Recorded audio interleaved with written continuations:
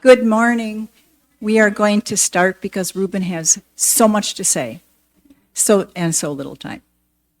I am Kathleen Campbell. I'm a member of the Palestinian Partnership Team and the Social Justice Forums. Thank you to them for allowing us to have a speaker today. The Justice Forums are built around a common theme, and this year the theme is moving from understanding to transformation, effecting change together, guided by God. Through these forums, we want to explore capabilities we need to build and norms we need to examine in order to be effective transformation partners in our community. This morning, we are thrilled to welcome Ruben Slomianski, a Jewish-American artist and advocate for human rights and justice for Palestinians. He'll talk about his recent trip to Bethlehem. He'll discuss some critical issues and questions related to the current situation in Palestine, and he will suggest ways for our community to work together to effect positive change. Before we get started, just a couple things. One is that he will take questions after his presentation. And so for those questions, for those of you attending here in the Meisel Room, please raise your hand and we'll bring a mic to you so that the live stream people can hear.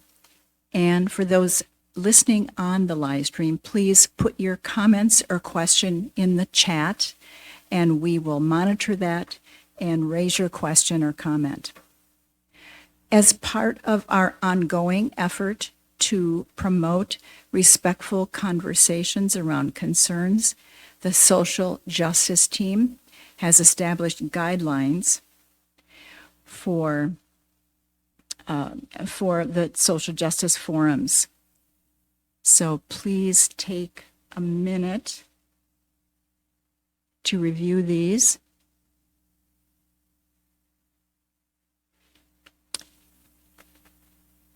Equity of voices, encouraging curiosity, concise questions, generous listening, and honoring the image of God.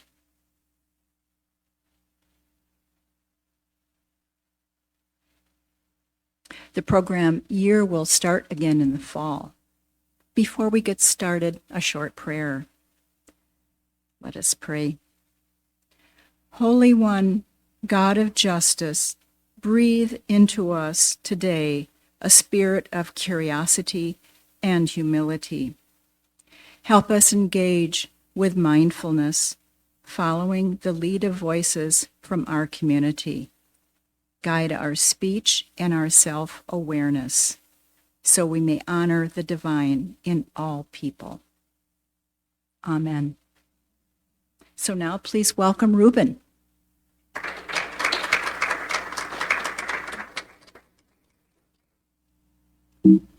Just get this set up.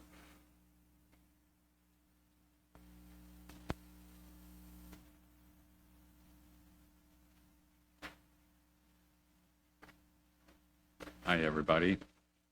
Welcome. Thank you for being here. Welcome also to the people who are watching this streaming. I'm Ruben. Thank you for the opportunity to be here and share my experiences. I'm going to be speaking about my background and story and about my perspective on what's been happening in Israel and what is happening in Israel, Gaza, and the West Bank. We're hearing a great deal about what's going on in Gaza since October 7th, and rightly so. It's a horrific situation. We don't hear as much about what's going on in the West Bank, though, and it's important for us to view this in the totality of what's going on. And also much of my own experience is in the West Bank, and so I can speak more about that. I've watched the videos from some of your recent events. It's amazing to see so much in-depth information that's been presented and discussed in your social justice forums. I'm going to build on that foundation, and I'll provide some brief overviews so that we're all in alignment and can move forward together. And if you haven't seen the previous events, then at least we'll have some information to back that up. I'll also be showing some video clips about life in the camp. We become so immersed in the facts and figures and details that we sometimes lose sight of the lives of the people going through the experience. And I want to uplift their humanity, so we always keep that front of mind. We'll explore some of the issues that we're hearing about in the news and in our communities, and we'll talk about how the language that's being used to discuss the situation drives the conversations. I'll speak for about 40 minutes, and then we'll have time for questions and discussion. And as indicated, we'll save questions for after the presentation. Now, I'm a Jewish U.S. citizen who has lost family members in both the pogroms of the early 20th century and during the Holocaust. My grandparents on my father's side were born in Eastern Europe and came to the U.S. during the pogroms in the late 19-teens. Family on my mother's side came to the U.S. from Germany, fortunately, before the worst of what happened there occurred, but some of the family members experienced terrible atrocities and several were lost. It was through my family that I heard about such phrases as a land without a people and a people without a land. Have people here heard that expression? A few of you have. It was something that was indicated in my home and in our community when I was growing up that indicated, well, there's nothing really happening there anyway, so we can just go in and do whatever we want. Now, on the kitchen counter in my house growing up, I became familiar with making contributions into a fund designated to plant trees in Israel, becoming part of what I was told was an important initiative to protect Jews from another Holocaust. Holocaust survivors were in our family and in our community. We grew up seeing the number tattoos on their arms and hearing stories about their experiences. I learned about anti-Semitism from them and from some direct experiences, and I understand the embedded fear for the safety of one's self, family, and community that comes from that kind of hatred, abusive behavior, and coordinated oppressive policies directed against a people. Now, adding to that experience, my oldest daughter learned a lot about Israel and Palestine in school and in her work. She lived in the West Bank for several years, married a wonderful Palestinian man, and now we are part of a large extended Palestinian family. Many of them live in Dheisheh refugee camp in Bethlehem and live under Israeli occupation. I've learned a lot about what happened and what is going on there from her, from them, from my own travels to the region between 2012 and 2024. I just returned from Bethlehem on April 25th, and I look forward to sharing some of my recent experiences. Now, growing up, I always felt a disconnect between what I was taught about how we as Jews are supposed to behave in our lives and how we're actually treating the Palestinians. But the family, synagogue, community, and media narratives always pushed those concerns deep into the background.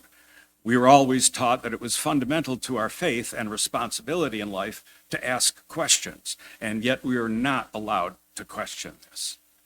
Now, it was late in life for me that I learned that those trees that we were funding were being planted on stolen land, in part to erase the memory of the Palestinian villages that used to be there. This is an example of what happened to many Palestinians. Note the location of a church, a mosque, a boys' school, a girls' school, coffee house, a cemetery. It pains me to have to come to terms with the fact that our contributions of pennies, nickels, dimes, and quarters into that little tin box contributed to the forcible displacement and consequent destruction of my son-in-law's family's home and village. Here's that same village after forestation. You see where all those things were placed.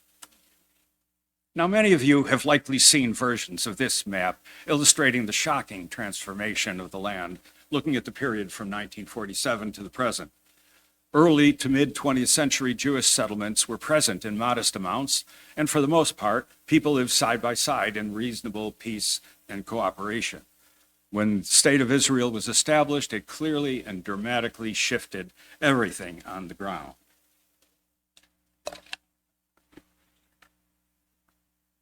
Huge amounts of land were transferred to the minority Jewish population. Hundreds of thousands of Palestinians were forcibly displaced. They lost villages, farmlands, their economic infrastructure, their social structure, many being exiled or having to find their place in refugee camps. As time unfolded, Israel confiscated more and more land, displacing many more people and systematically destroying their way of life while investing heavily in the growth and resources of their own population. Now, while doing that, they successfully drove many Palestinians out of the region, pushed many into smaller, more compressed places, took control over the natural resources, and limited the freedom and movement of those who remained there. And it's worth taking note of this statement by one of State of Israel founders and its first prime minister, David Ben-Gurion, clearly indicating their intention. As a result of the creation of a state, we shall abolish, partition, and expand into the whole of Palestine. My daughter returned to the U.S. in early 2019 with her husband and young son.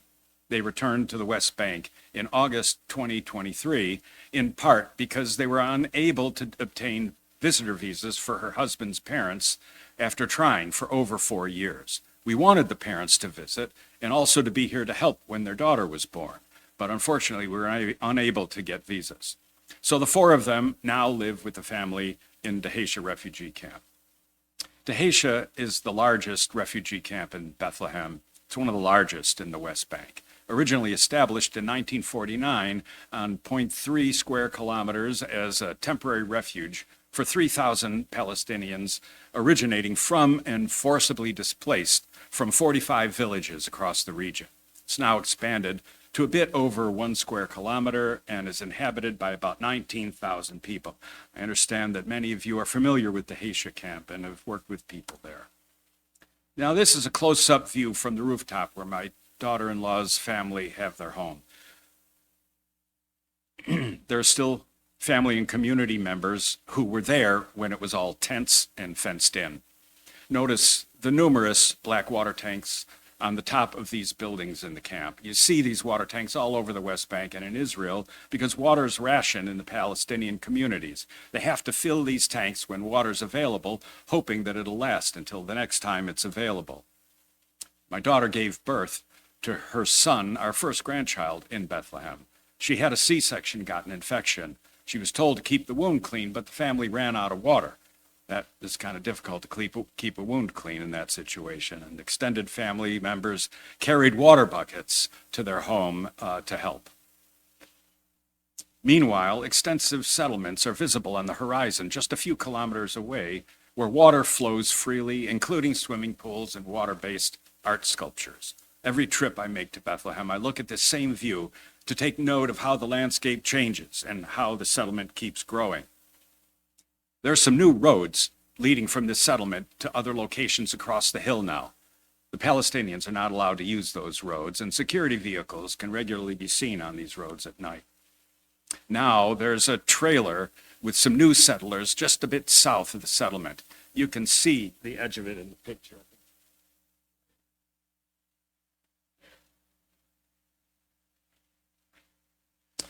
Now, this is often the first step in the process. Install a trailer and move a few people into the area. Keep adding to that single trailer with another trailer and some structures, then request security assistance from the Israeli military, and then obtain official permission and resources to build permanent structures. Now, you see, a bit further up the hill is a Palestinian village, and they have very limited access to electricity and water and medical services. This was the night view from the rooftop in Dheisheh camp back in 2017. This is the same view right now, even when the lights go out in the camp. My daughter's son is named after one of her husband's cousins who was shot and killed during a demonstration where he was protesting that his brother had been in administrative detention for over half his life.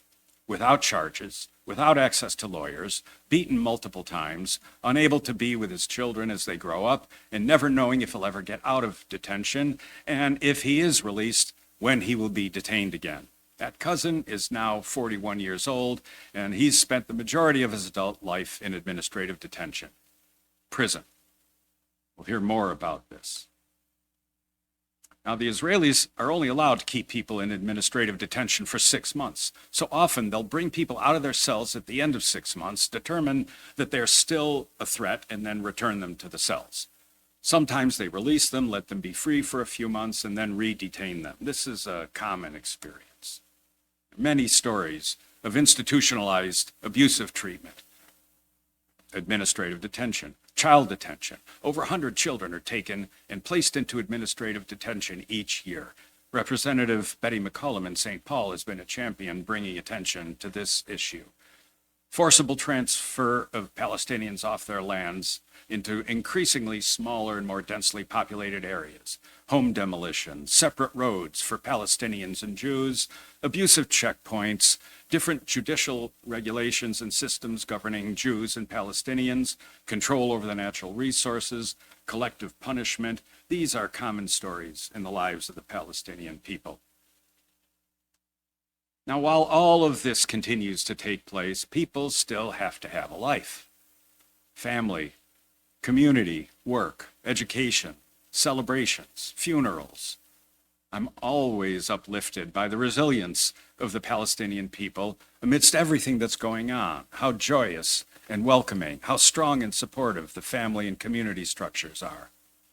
Our daughter's wedding celebration took place late in 2016. They were going to have the wedding a year earlier, but when our son-in-law's cousin was shot at the demonstration, the family couldn't hold celebrations for a year. They had a small administrative ceremony so that they could live together in the camp, and then we joined them for the official celebration a year later.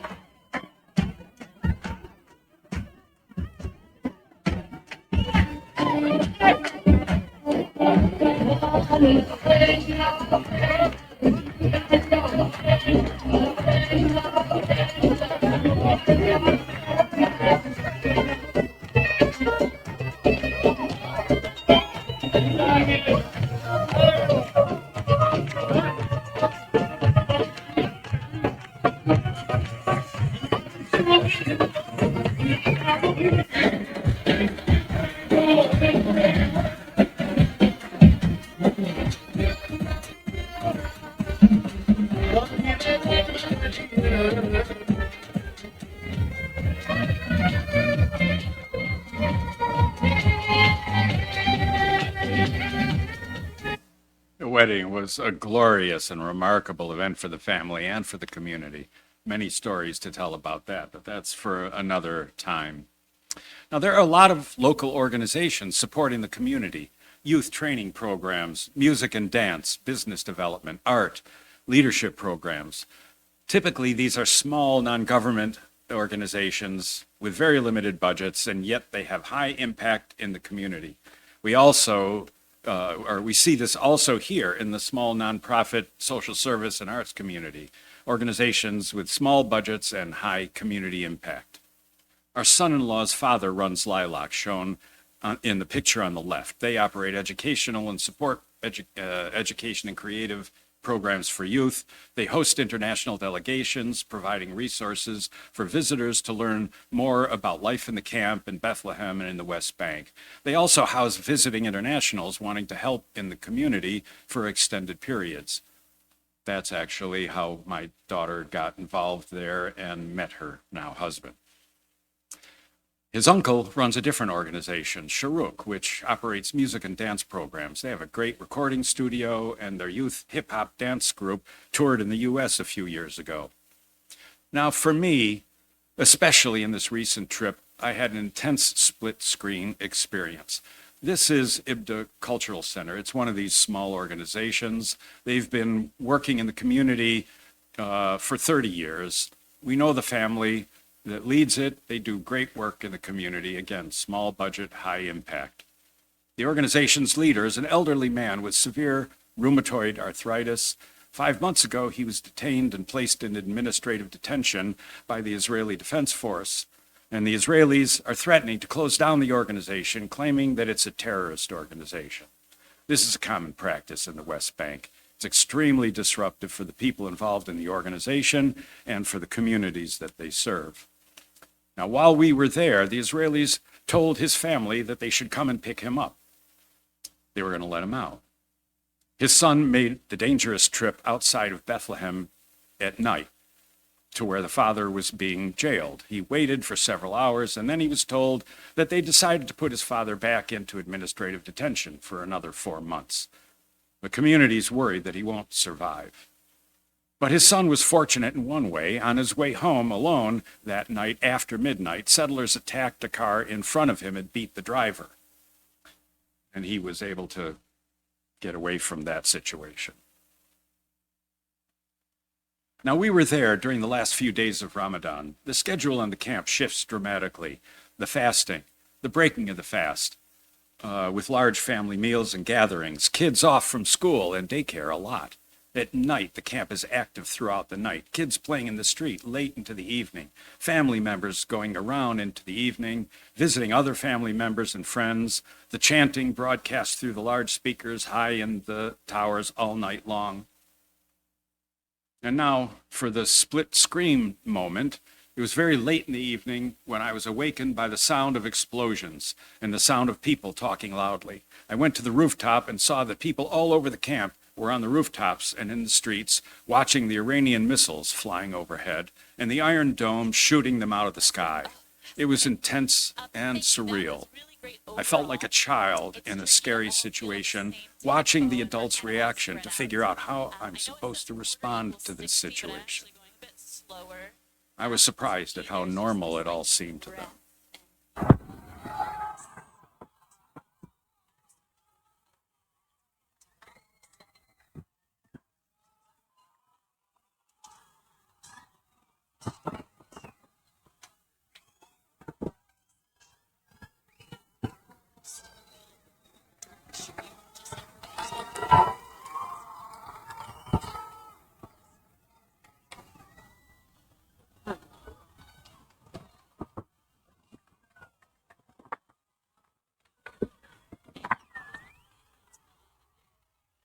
It was like a light show. It was crazy. Another split-screen experience illustrates the brutal intimidation tactics used by the Israeli soldiers who were seeking to re-detain the cousin. The joyous family scene that we saw a few moments ago, making bread and having breakfast, was at the parents' home of the cousin who had been in administrative detention for most of his life, and he had been released, and the cousin who was shot at the demonstrations. And while we were there, the soldiers detained another one of their sons and put him in administrative detention while we were there. They've been through a lot. Well, the soldiers trashed their home during one of the night raids. They kicked in the walls and the doors, they destroyed the furniture, put cigarettes out on the couch, and spray painted over all of the pictures in the memorial wall that they had for the son who died. Now, these people don't have money to fix up the home after this kind of destruction, especially given that it takes place multiple times. Well, the community came together to help, and this is a common experience also. Now, it was really wonderful to be there with the family. We get so worried about them, and they seem to take it all in stride. They say, this is our life. They worry about us worrying about them. They tell us that they feel pretty safe where they are, given the situation. And yet the challenges struck very close to home in the middle of the night on December 4th, 2023. I'm going to play a Mondaweiss Instagram report for the split screen component.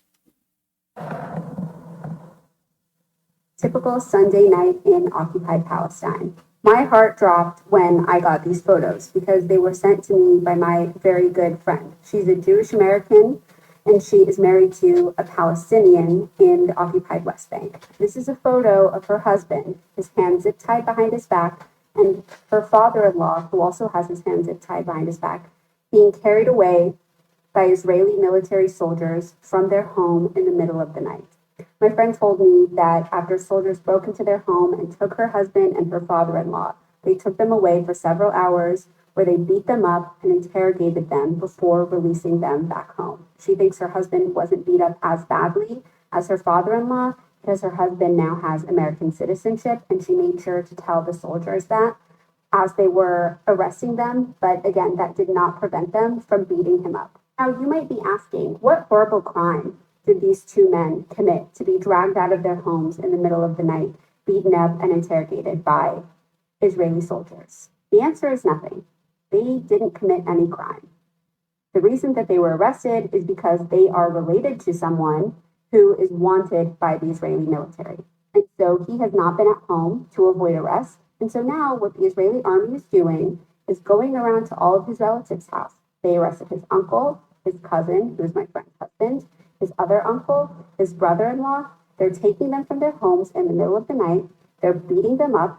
They're interrogating them. And they're threatening them, saying that if your cousin or if your nephew, if he doesn't turn himself in, we're going to keep coming back. And that's what they told my friend's husband. They said, we will be here every night, and you will go through this every single night. So being beaten up and taken from your home in front of your kids. My friend has 2 little kids. They saw their dad being taken, dragged out of their home in the middle of the night by these scary armed soldiers. They said, we're going to keep doing this if your cousin doesn't turn himself in. And now the next night, my friend, as she was putting her 2-year-old daughter and 6-year-old son to sleep, had to prepare her kids for when the scary soldiers would come back and take their dad again. These tactics are not new. This has been happening for years, for decades. The harassment, the arbitrary arrests, the interrogations, the assaults, the abuse, the torture. This is not new, but this has been heightened to a level many have never seen before since October 7th. Hard for me to watch that every time. So what am I supposed to do with all of this? How does it relate to our lives here in the U.S., here in Minnesota?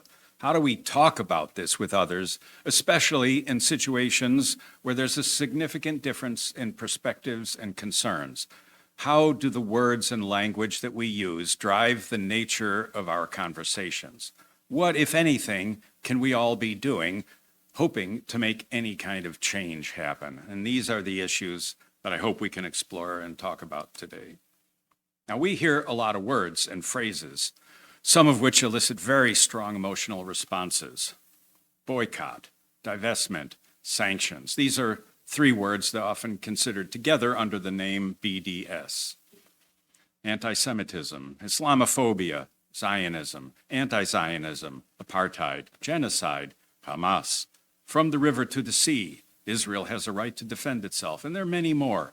Any of these words and phrases can lead to intense and sometimes quite confrontational and even aggressive reactions. This environment makes it extremely difficult to carry on sensible and meaningful exchanges. So let us delve into this more about the meaning of these words and phrases, how it serves or doesn't serve the communities and the people using them, and how they propagate through our society to advance various agendas.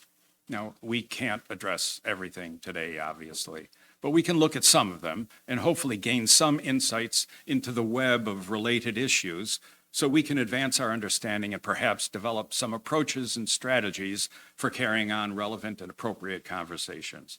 So let's start with boycott, divestment, and sanctions. In 2005, Palestinian civil society organizations called for boycotts, divestment, and sanctions as a form of nonviolent pressure on Israel to establish freedom, justice, and equality for the Palestinians. BDS stands for the principle that Palestinians are entitled to the same rights as the rest of humanity. Inspired by South African anti-apartheid movement, BDS is having a major impact and is effectively challenging international support for Israeli behavior, policies, and practices. The intent is to get people to boycott companies that work with Israel to oppress the Palestinians, like bulldozer manufacturers, companies that develop surveillance technologies, companies that are benefiting from products created on stolen Palestinian land. They ask for people and organizations to divest from investments that support Israel, like how Minnesota's State Board of Investment invests in companies on behalf of the state's pension funds. And they'd like national and international legal entities to impose penalties for human rights abuses by imposing meaningful sanctions. Now, in response to the call for boycotts against Israeli products and cultural events, I've heard a common theme: boycotts don't work. Well, we know that they do. Boycotts are constitutionally protected speech, and it's an American tradition going back to the Boston Tea Party and continuing into this century. The Montgomery bus boycott, the United Farm Workers boycott, the South African apartheid boycott are just a few examples of nonviolent initiatives that protested injustice and contributed to positive social change both here and abroad. There have been several successful boycotts in this movement. The skincare company Ahava pulled its activities out of the West Bank settlement where it operated. Boycotts against SodaStream and Ben & Jerry's ice cream brought a lot of global awareness to the situation. General Mills also pulled its activities out of the West Bank. And 15 years ago, my daughter was involved in a successful boycott of Israeli products at the local grocery co-op where she was going to college. Now, as another indicator of how effective the BDS movement has become, we've watched Israeli and U.S. Zionists create a massive, well-funded campaign to stop BDS and to label it as an anti-Semitic attack on the state of Israel. State legislation suppressing advocacy for Palestinian rights have proliferated since 2014. And as it stands today, 293 anti-BDS laws have been introduced around the country. 235 of them have passed, and 38 states, including Minnesota, have this kind of legislation in effect. Many of these laws, including the one in Minnesota, require advanced certification, preventing the awarding of a contract to those who don't want to sign, and potentially placing people and companies at great legal and financial risk. We've been working aggressively to repeal this in Minnesota, and it's an area where we need widespread community awareness and engagement. Now, Minnesota State Board of Investment, the SBI, invests in companies on behalf of the state's pension funds. And the Anti-War Committee has identified over $800 million invested by the SBI in entities carrying out or complicit in Israel's treatment of the Palestinians, $25 million in Israeli bonds and direct loans to the government of Israel, $23 million invested in Israeli banks, which are the financiers of illegal land grab settlements on Palestinian land. This settlement system couldn't function without this financing.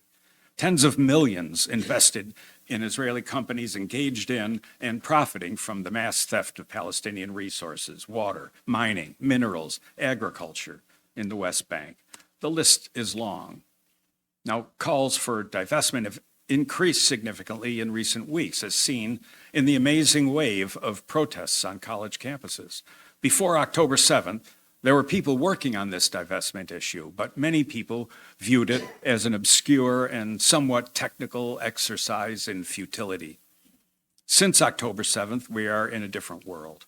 Huge numbers of people and many communities are aware of the issue, driven in part by the activities of our young people who are not able to reconcile what they were taught about how we're supposed to treat our fellow humans and how our country is responding to what is happening to the Palestinians. So that widespread awareness and activism is clear indication of the success of the movement. We're most definitely seeing some changes in the public discourse as a result of this. Some good indications and some very problematic indications. Now, with respect to sanctions, this is an important mechanism that the United Nations and our international community uses to hold each other accountable.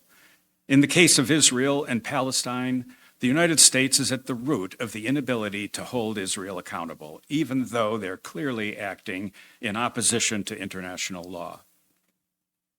Now, I often hear from Israelis and advocates that the BDS movement and these activities are anti-Semitic.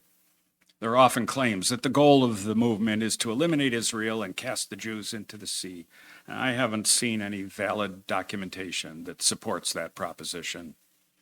Well, now let's talk about the term apartheid. Using this word to describe what's happening in Israel, Gaza, and the West Bank can also elicit very strong responses. Yet, the Israeli human rights organization Yesh Din and B'Tselem, the Israeli Information Center on Human Rights in the occupied territories, as well as Human Rights Watch and Amnesty International have examined the situation, done a lot of research, and have concluded that apartheid is practiced in part of or the whole of the territory under the effective control of the State of Israel. The Amnesty International report on apartheid is comprehensive, well documented, and painful to read. The full report's 280 pages.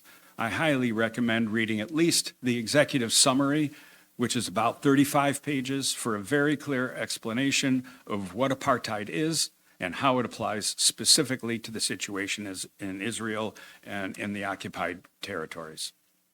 Now, at the root of most of the pushback against trying to establish accountability with respect to Israel is the charge of anti-Semitism. We're hearing this word a lot in recent years, and especially since October 7th, and it's important to spend some time on this. What is anti-Semitism? This has a long history and deep emotional responses. It's important for us to have clarity about its meaning and to be careful about the language that we use to carry on civil discourse. It's too simple to just say, oh, it's hatred of the Jews. This is a deep-seated, entrenched, multi-millennia condition, and we could spend a lot of time exploring this issue by itself. Anti-Semitism isn't just an American problem or a European problem. It's a global problem. And anti-Semitism is not a 20th or 21st century invention.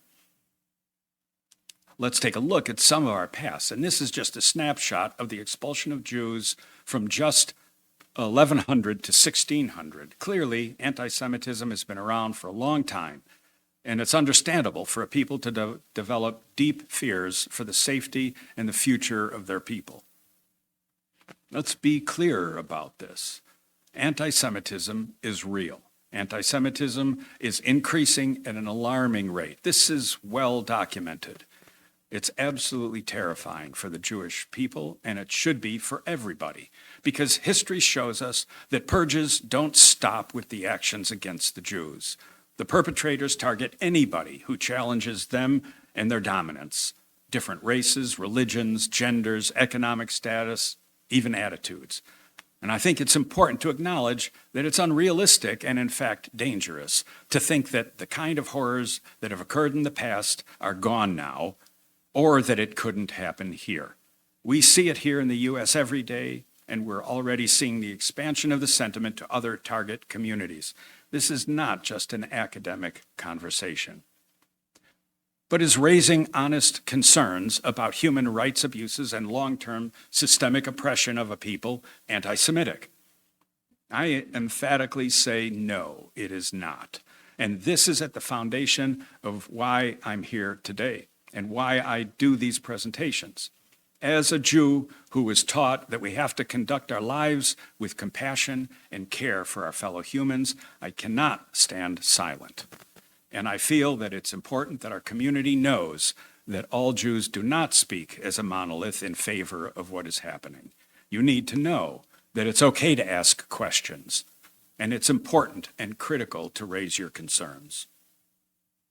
The tactic being used to push back on holding Israel accountable is basically silence opposition to Israel's behavior, policy, and practices. oppose visibility of those who voice opposition, brand people as anti-Semitic, provide funding and strategic support to individuals and organizations who try to bring out the facts into public view, provide support and framework for college and university student groups to object to speakers and discussion about Palestine, provide a legal framework and funding to promote anti-boycott legislation in multiple states throughout the U.S. Already, the same templates that are being used for these anti-boycott laws are also being applied to other areas, trying to control the conversation about things like climate change and gun control. This is weaponizing anti-Semitism, using the word as a weapon to control the conversation and stop anything that tries to hold Israel accountable. But branding people as anti-Semitic for peacefully raising valid concerns about human rights abuses is both a deflection and an unfortunate waste of valuable resources. It deflects people's attention from the very real and serious anti-Semitic behavior, such as what we saw in the T-shirts and tattoos on white supremacists at the D.C. Capitol on January 6, 2021. And it deflects attention from addressing the policies and behavior that negatively affects millions of people. We should all be working together to fight anti-Semitism and to fight against Islamophobia and all other forms of otherism that is intended to gain dominance at the expense of others. Now, I've watched and participated in these conversations for decades, and I closely track how people talk about these things. I find it very disturbing to see how language is being used and how people try to control the discussion using misdirection, lies, anger, and brute force. There's a pattern to how Israel and Zionists here in the U.S. and elsewhere formulate their arguments and their process to control the narrative. And our dominant media entities, even our so-called progressive media, are complicit in propagating and continuing false and misleading narratives. What do we focus on? What are the words that we use? How do we respond to the words used by others? Are we focusing on the right things? How are things presented in the media, and how does that affect our conversation? Do we allow the words that others use to drive the conversation? Now, we already talked about calling proponents of BDS anti-Semitic. What other kinds of things are we hearing? Well, in response to campus protests and calls to divest, we hear things like, a lot of students don't know the history and they're uninformed. The students are unreasonable and affected by outside agitators. They're preventing people from having their graduation ceremonies. The university leaders are not acting appropriately or acting harshly enough against the students. These responses have become a recycling drone captured by politicians with their own agendas and propagated by the media. The important thing to take from this is that with this language and response, we actually are no longer talking about what Israel is actually doing to the Palestinians in Gaza and in the West Bank and within the borders of Israel and to the Palestinians in the diaspora. The tactic is actually quite successful in attaining its goals. And let's not leave out the response to "from the river to the sea." Yes, this is a chant used by people protesting the situation.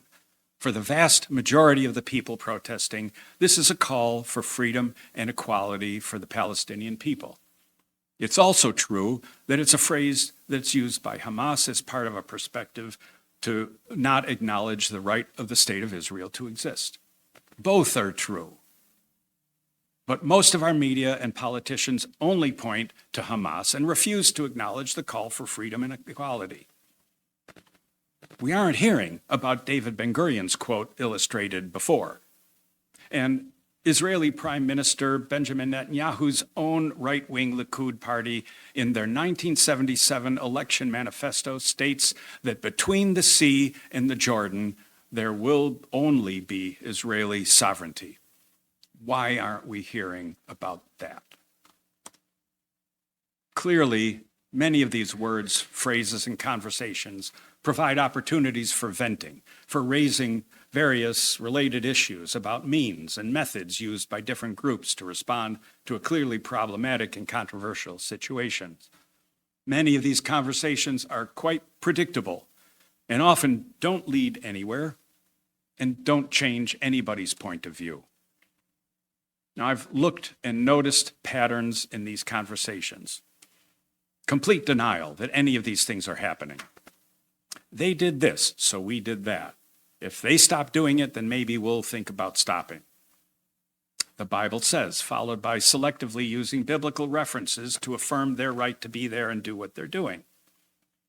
There's often a stream of conveniently framed historical interpretations, only those that support your position and deny anything else. Call upon the memory of the Holocaust. They're doing this all to protect themselves from another similar atrocity. They shame, demean, and belittle people. You're anti-Semitic. You're a self-hating Jew. That's me, I guess. Troll people on social media. When all else fails, use shock, anger, talk about horrific and violent events, but only those that support your position. October 7th provided a lot of new material in this category, some real, some perhaps not. So now I'd like to talk about the power dynamic in normalizing oppression. We often hear about how this situation is complicated. We hear that there are different sides to the story. In response to that, I ask, who has the power in the relationship between the Israelis and the Palestinians? The physical, legal, economic, military, and international power. Who is actually being forcibly removed from their land?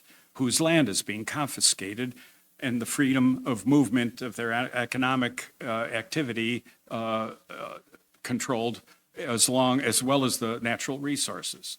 Who's actually being discriminated against and persecuted? Who's being arrested and indefinitely detained? Oppression of the Palestinian people has successfully been normalized. We see it, we hear about it, we fund it, we even expect it. It's become too easy to throw our hands up in despair and file it away for future consideration. Many people acknowledge that it isn't right, but we've used language, force, and money to firmly establish the decades-long oppression as being the normal state. So where does that leave us? Well, to begin with, we can acknowledge that what we've been doing doesn't work and won't work. We don't need more time to test that premise. These ongoing narratives among individuals, organizations, media, political entities clearly aren't solving anything. And while nothing is being solved, the situation continues to deteriorate, and the dominant power is successfully advancing its long-term goals to take over the entire land from the Jordan River to the Mediterranean Sea, fulfilling their guiding principle of taking over the most amount of land with the least number of Palestinians on it. The approach is strategic, and it's intentional. It's important to acknowledge this. So to me, this means that we need to take control over the narrative. We need to center these conversations on the human rights and behavior of the people involved and on our own sense of humanity. We have to focus our attention on ways to address the fundamental problems, root causes, and honest, compassionate solutions. There will never be a sustainable peace and security for the Israeli Jews unless this guides where we go from here. And I also believe that if this is the focus, backed up by real action and change, then it can also have an impact on broader concerns about global anti-Semitism. It won't eliminate it, but it can make a difference. One population should not be allowed to establish the safety, security, well-being, and future for their children at the expense of another population. For me, this is not debatable.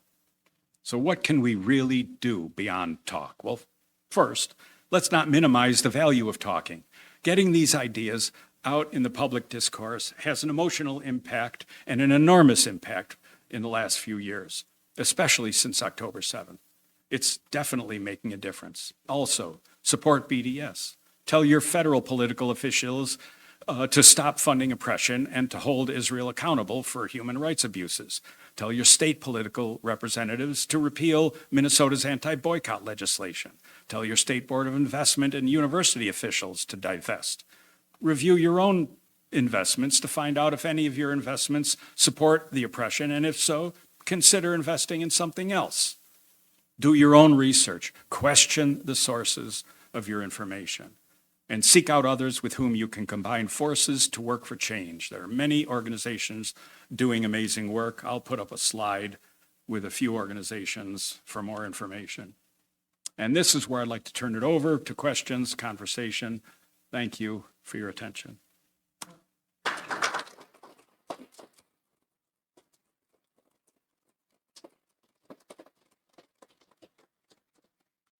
What do you want to talk about? Back there, yes. We need the microphone.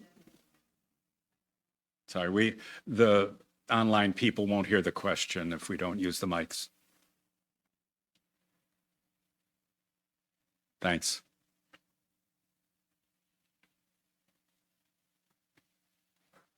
Thank you for the honest presentation. I do have a question, though. You know, Semite includes Arabs, and no one brings that up. Look it up in Webster's dictionary. So when you talk about anti-Semitism, it's an incorrect word, at least to accuse Palestinians and those who are calling for peace as being anti-Semitic. It's just something I don't understand why people don't address that. So thank you again. Yeah, I think it's a very good example of what I'm talking about. Taking a word, redefining it, and use it to service a particular agenda and ignore the facts. Yes, it's a very good point. Anybody else? Yeah, Erica. Thank you.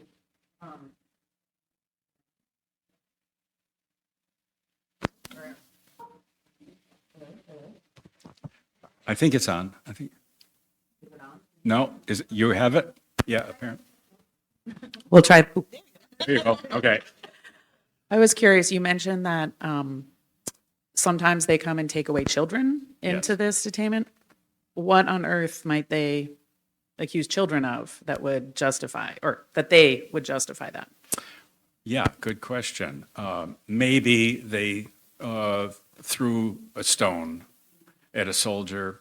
Maybe they made a Facebook post that was not in favor of the Israelis. They actually go to people's homes for Facebook posts and Instagram posts. And, you know, there are words now that you're no longer supposed to use. And if they see that, that's an excuse for them to go in and take the children. And they don't have access to lawyers. They're not charged with anything. Their parents can't come and see them and be with them. It's awful. It's just awful. We have a few minutes left. Back there.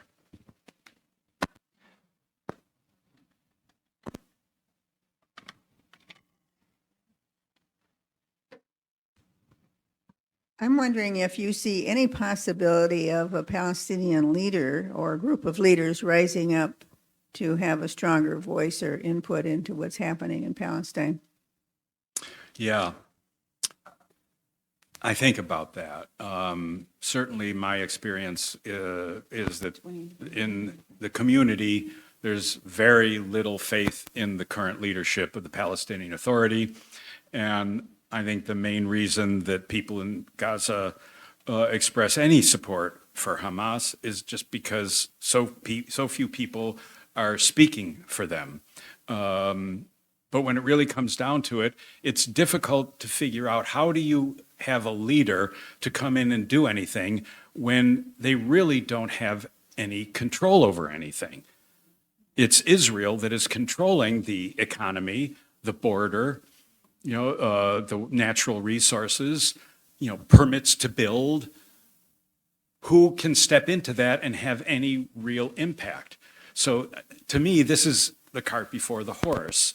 I mean, it's important to ask that question, but it's also important to look at the root cause of why aren't there new effective leaders coming into the situation? It's because they're just coming in and they're basically subservient to the laws and rules of the Israelis. So it's really hard to envision that. I think there are some people who could step into it, but they're not stepping forward because they don't know how they could have any impact. Back there. I am under the impression that Benjamin Netanyahu is a major force for everything that Israel is doing wrong. Is there any way to get rid of him as a political leader, as the leader of the military operation? So I think he is on the way out. That's my sense of it. He has a real cause to keep it going because it helps him personally. But I think we need to be realistic. And as terrible as he is by himself, he is a symptom of a bigger problem. And if he leaves, who steps into that role that would really have much of a different perspective? And the people who would step into it may have some different tactics or some different ways of talking about it, but I'm not sure that there's anybody that could step into a role of leadership like that to actually change the fundamental problem. And I think that's a serious block to getting anything done. I have a question. The voice. Yes, yes. Can you talk a little bit about the confusion or conflation of the terms anti-Semitic and anti-Zionism and how this confusion serves the Israeli purpose and what we as Americans, how we can respond to people who insist that those are the same things? Yeah, that's an important issue. Is anti-Semitism, is anti-Zionism anti-Semitic? We have many presentations that are just focused on that by itself.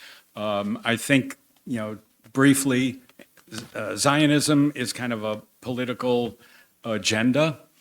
It's kind of a settler colonial agenda to take over land. And it isn't about being Jewish at its root. I think it's about control over the land. And I think the anti-Zionism call that it's anti-Semitic is exactly what I was referring to, was that it's the stopping point of a conversation. If you say, well, I'm not in favor of that policy, oh, you're an anti-Semite because, you're against the Jews, or, oh, you're in favor of Hamas and all of that. It's a conversation stopper. So I think we need to call that out and say, no, it's not anti-Semitic. It's human rights abuses, and it's calling attention to human rights abuses. And I think that's the orientation that we need to take on it.